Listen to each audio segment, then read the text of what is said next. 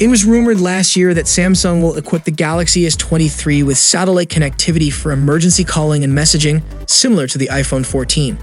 However, that didn't happen, and the Galaxy S23 lacks that feature for emergency services. But now it is reported that Samsung will bring satellite connectivity to its phones next year. Now, according to TechRev, the domestic smartphone brands are expected to launch a service that brings data transmission between 5G phones and satellites next year.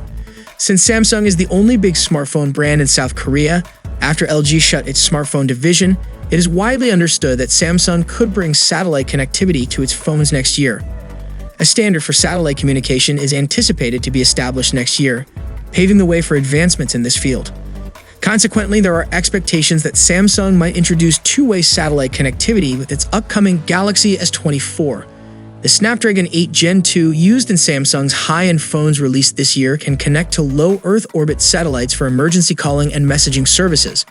However, the Galaxy S23 and Samsung's latest foldables Z Fold and Flip 5 lack satellite connectivity.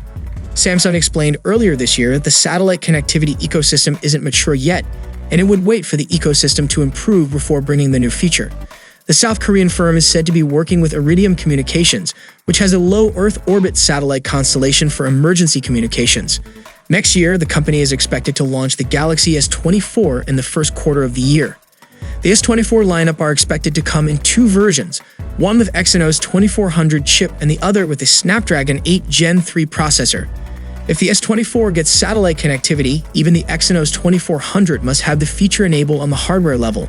Samsung developed its two-way satellite connectivity for Exynos chips, which could be used in the Galaxy S24. So, what are your thoughts on this new two-way satellite communications for the upcoming Galaxy S24 lineup? Share your valuable thoughts below in the comment section, and for more Galaxy updates, you can check out our channel. See you in the next one. Peace out.